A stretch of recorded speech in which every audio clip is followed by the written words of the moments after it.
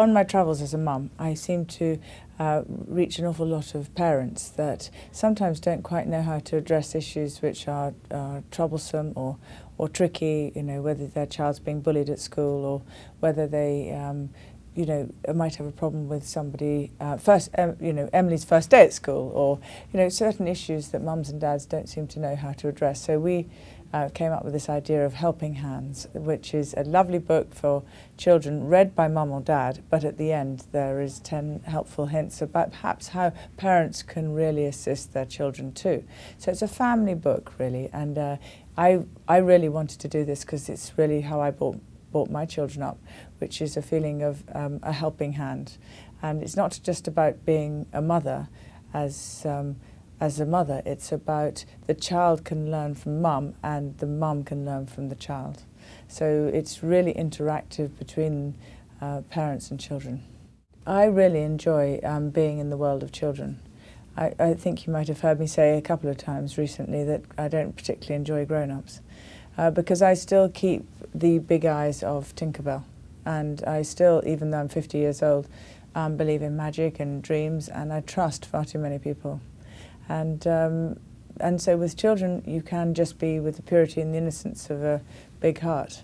And so to be a children's book author is my greatest dream, my greatest love. And it started with Budgie the helicopter when I was learning to fly helicopters when I thought it was a good idea because I was in the helicopter world, married to a man who flew helicopters.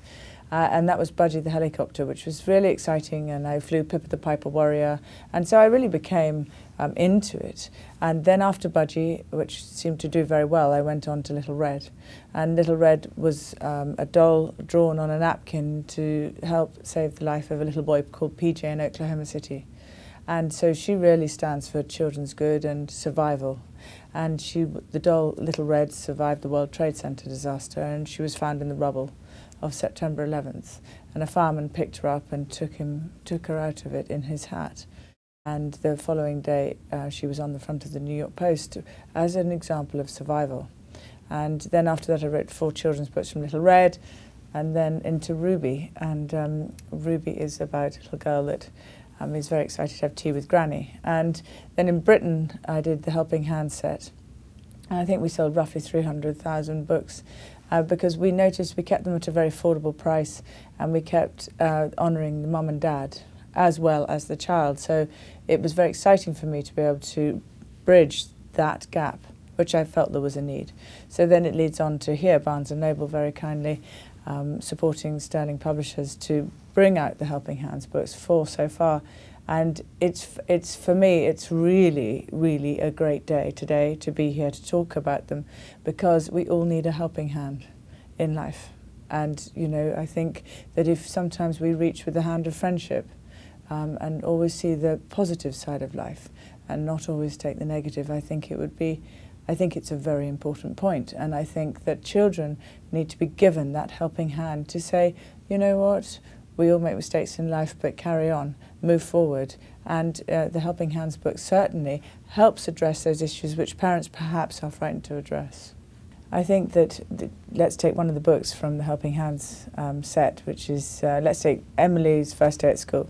I think that parents nowadays spend very little time, they have their children, but they spend very little time actually listening to their children and talking and making the time to be with their children. And I very much with my girls believe that it's very good when their first day of school is make a big song and dance about it, and then, you know, the excitement, the enthusiasm and the well dones.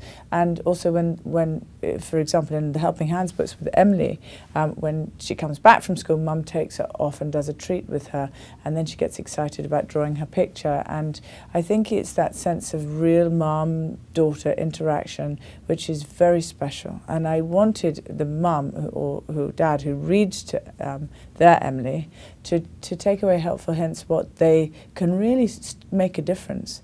One of the other helpful hints I would have put in that was turn your mobile telephone off, turn the television off, and turn the house line off, and shut the doors, and be very, very focused and present with your child when she comes back from her first day of school. I believe in literacy for children. I know Barnes and Noble do too. I mean, you do an awful lot of work for literacy. It was in 1990, around that time, when my grandmother said that when you feel bad about yourself, go and give to others. And so I went to Poland, and I found in Upper Silesia, the most polluted area, was the children's hospital. And I realised that the children were dying from the air they were breathing, and then they go to hospital to have their chemotherapy, and then have to have more chemotherapy because they could never get fresh air. So we took the children out of the hospital, put them into the mountains, and 28 days of clean air gives 2 years of life. And now the mountain haven is still going all these years later. And that's how I started Children in Crisis. And from then on, I went on to realise there should be schools in Sierra Leone and Liberia and places which are forgotten. So Children in Crisis was started, forgotten places, forgotten children. And then once I realised the true celebrities of life are the children, and the real nuggets that I've learnt are from the children, that have taught me humility or forgiveness or kindness, are from the children that perhaps are not going to last very long because they're dying of cancer, who thank you for visiting. Mohammed, who had his leg cut off by his best friend in Sierra Leone, says at 18 years old, I forgive my best friend. He didn't know what he was doing. So foundation and charity work for me is my lifeline. It's the reason why I believe that I'm so lucky. And I am the luckiest woman you'll ever wish to meet because of the children that have fed my soul.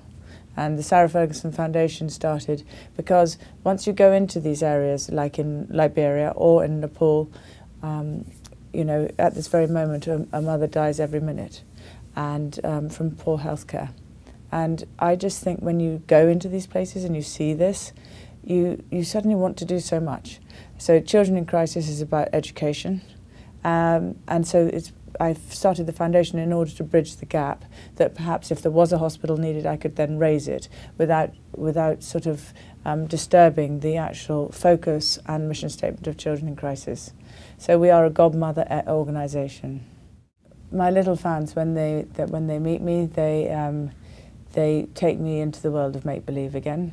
They take me into the world of Little Red or Emily or Ashley or one of the stories from Helping Hands. But it's really about, I love their way, like the other day a little girl came up to me and she just put her arm through mine and she said, so, you know, what happens to Little Red when she goes into Buttercup Cottage? Is it really true that you serve dandelion tea? And is it served by a Cheshire cat? Of course, I say. Well, you must always believe that Tinkerbell exists, and fairies are fine, and that goodness is there always, and that it's just a little breeze or the sunlight reflecting. That's magic. Life is magic.